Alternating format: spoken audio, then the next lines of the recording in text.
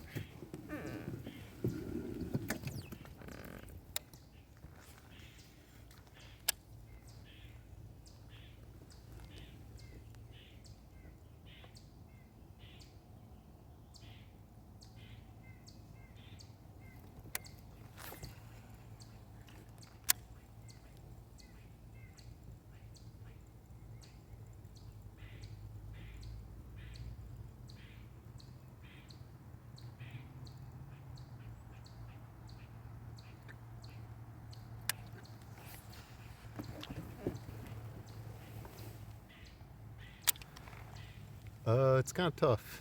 I've hooked up on a few and they've all gotten off. They're kind of finicky. I've had tons of follows on baits, various different baits from fish that didn't commit,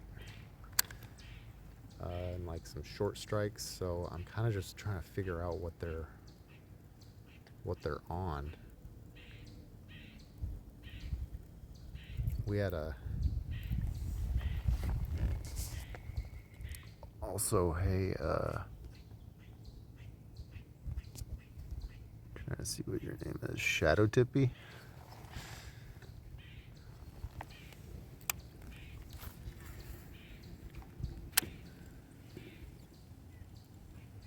I got that one, I think. The little one, but nope, he got off too. They are, yeah, I gotta, I think I'm gonna just try something totally different on this rod, because they are, and on the BFS rod. I think these hooks, the way they're striking, these hooks are just too beefy to get a good hook set. It's not like last time where they were ripping the rod out of my hand, basically.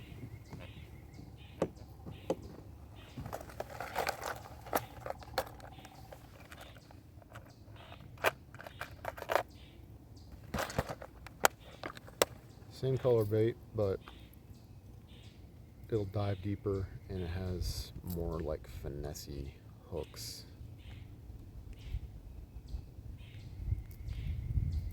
So let's see if that helps.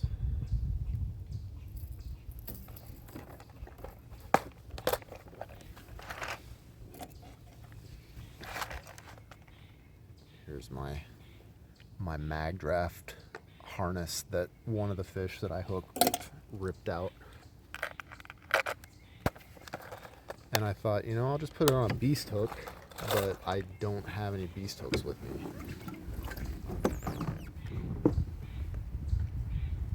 And I don't think I have any hooks that I can make work for it. I might be able to put it on a jig head, but I don't know. If anybody fishes a mag draft and they know tips to keep that from happening, let me know. It sounds like it's a problem with the 6-inch more than with the 8 and the 10-inch.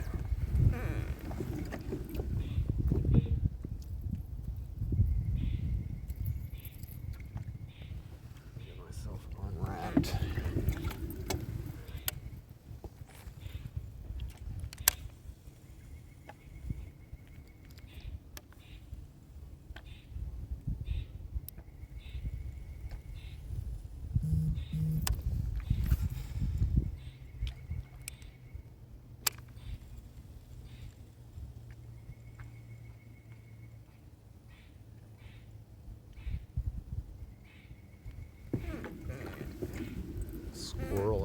barking at something. Maybe that cat.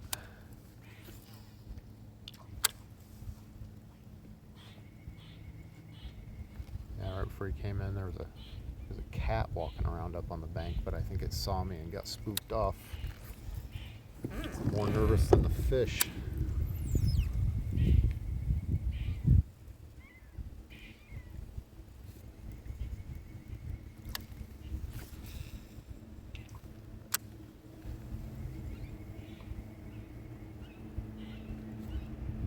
Also started off my day with a pretty bad backlash on one of my BFS setups. I had to cut like 10 yards of line off, which 10 yards is not a big deal on most of my setups, but where my BFS setups only have like 150 yards of line on them,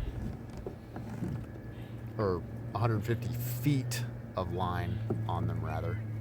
You know, cutting off a third or a fifth of your line is kind of a big deal.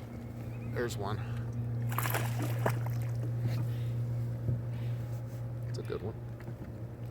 I'm gonna net him just to be safe.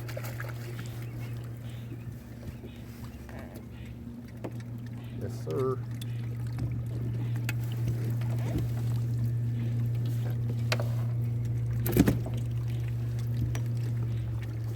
I knew they wouldn't be able to stay away forever.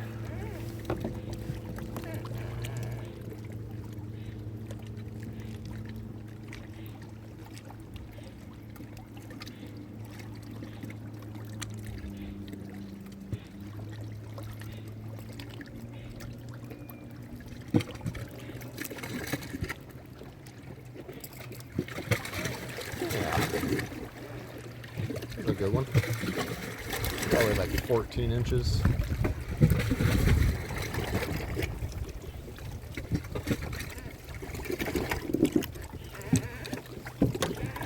Yep, those finesse hooks made all the difference, I think.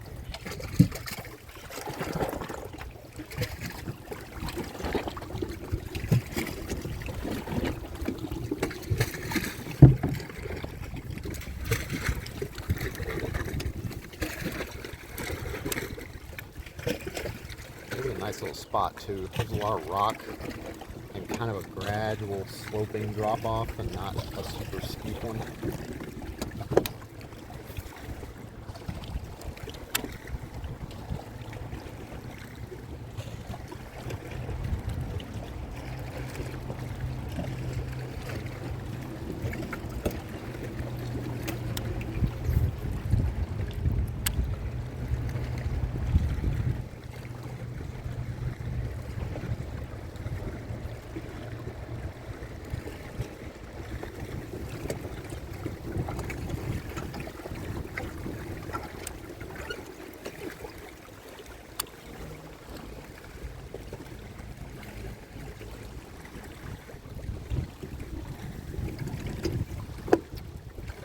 Hopefully we'll be landing more of them now.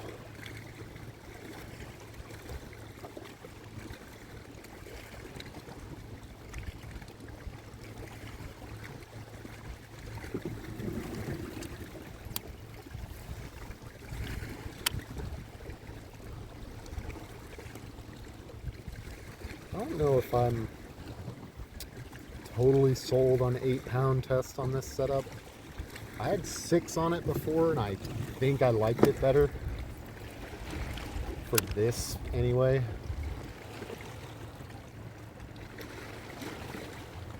I had 15-pound braid on it when I was in Canada because I was worried about maybe the pike, which I was catching a lot of, were probably going to have me going through the 6-pound test line a little faster than I'd like.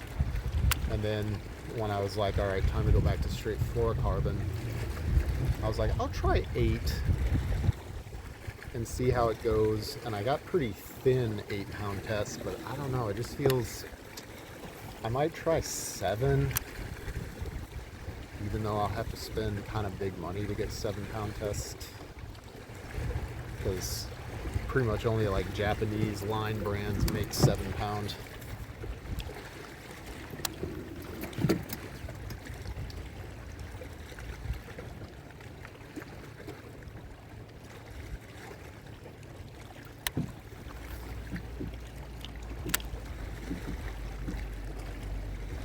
but it might be a good sweet spot for this reel.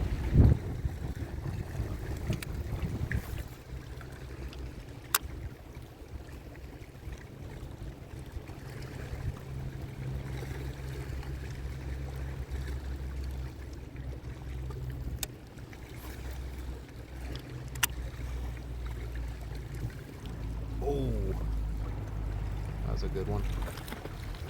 Good bite. Fish seems maybe smaller, but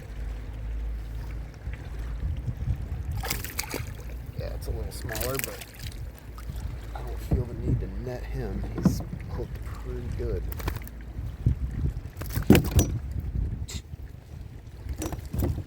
Bro, why do these fish all have like slippery mouths? You making this? Oh, you made this. You gotta stop. You're making this way worse.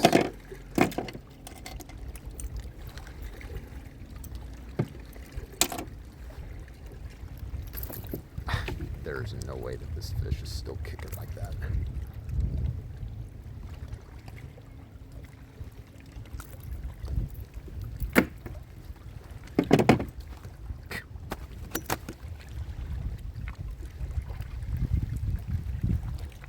There it is. That, bro, that fish is not, that fish is not happy.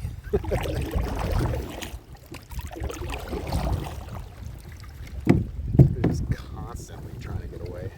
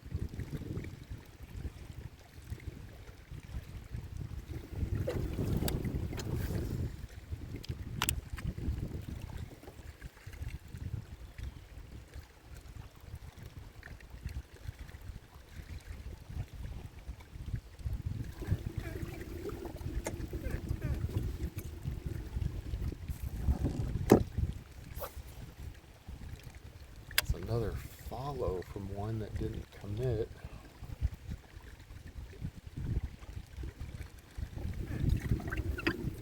So even with this, some of them are still not like totally on it.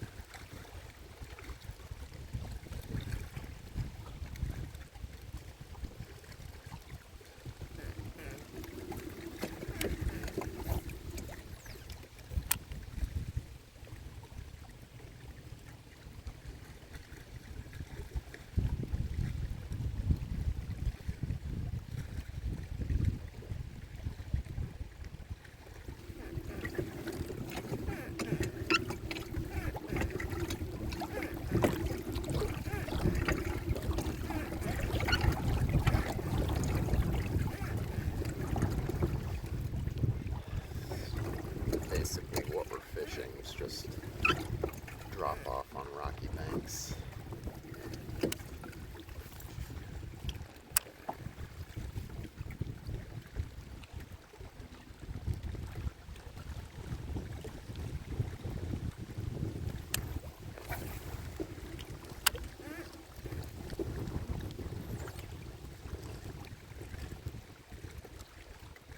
Of course, throwing this thing into the wind is also kind of a pain.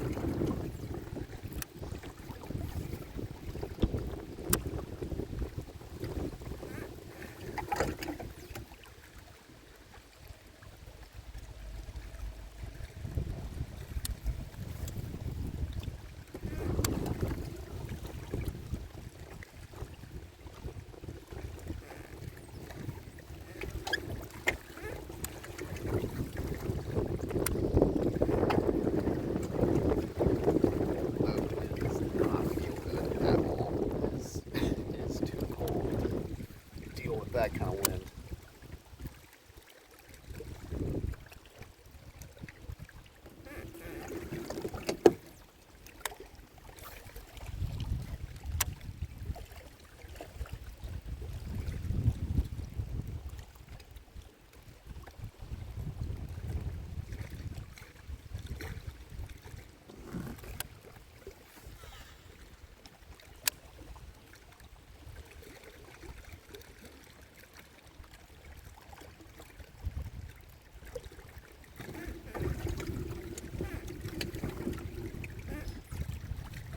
Yep.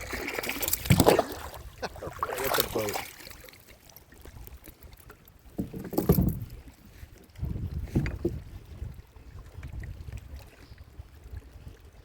Sorry about the back. It was your fault, not mine.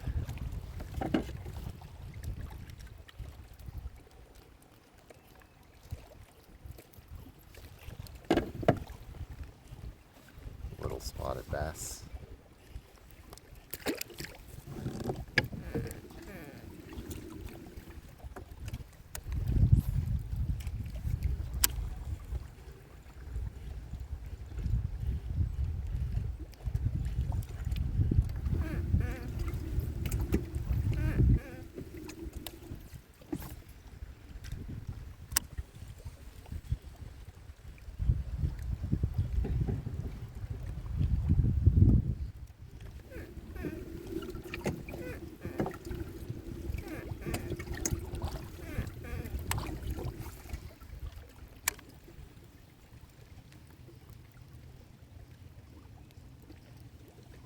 With the water being pretty clear, I can kind of see them coming, and I stopped my bait for that one. Just stopped it, and it grabbed it as soon as I did.